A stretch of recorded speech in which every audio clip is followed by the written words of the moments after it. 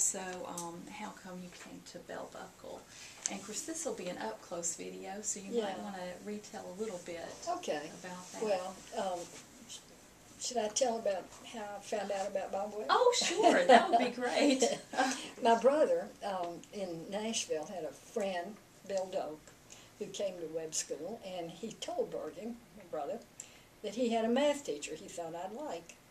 And so I was in UT that summer, and I met this young man who was working on his master's degree, and I asked him what he did, and he said, I teach school. And I said, where do you teach? And he said, Bell Buckle.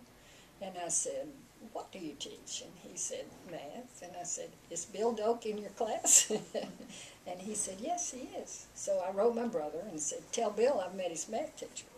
And Bill said, I bet they get married. And my brother said, she'll never marry. And Bill said, I bet you $5 they get married.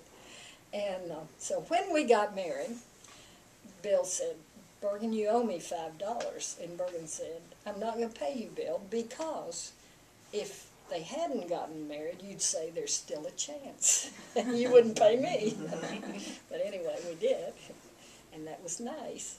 We came to Bell Buckle. He brought me to Bell Buckle one night. The first time we came to Bell Buckle, it was in the dark, and he showed me the big room where he taught, and that he taught by a pot-bellied stove, and he said you'd freeze in front and burn up and back. And that's the way of a pot-bellied stove. But in 2 years they had changed had gotten a new school.